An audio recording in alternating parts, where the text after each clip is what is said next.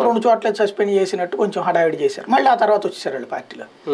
అదంతా ఏంటంటే తెలుగుదేశం స్ట్రాటజీ ఎట్లా ఉంటుందంటే పొత్తు కావాలి, అవతల వాళ్ళ ఓటు తనకి షిఫ్ట్ అవ్వాలి, తను లబ్ధి పొందాలా, అవతల వాళ్ళు ఎదగకూడదు, తనకి రేపు మళ్ళీ ప్రత్యర్థి కాకూడదు. ఇదే సూత్రం ఉంటుంది.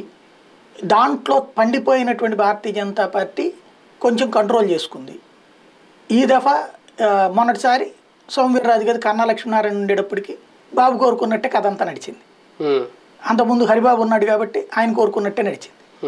ఈ దఫా పురంధేశ్వరి ఉంది కాబట్టి ఏం చేస్తుందో చూడాలి. తెలుగుదేశం పార్టీ ఆడుతున్న ఆటలో లేదంటే మొదలుపెట్టిన గేమ్లో జనసేన ఏమన్నా పావులా మారిందా, మారబోతుందా? అట్లా మనం అనడానికి ఏం లేదు. జనసేనకి ఇప్పుడు ఏమీ లేని చోట 0తో ఉంది. 0 నుంచి 4 వచ్చినా కూడా గొప్పే కదా అనే ఆలోచనలో ఉంది. సింగిల్గా వెళ్తే గెలవలేమన్నటువంటి భయం దానికి ఉంది.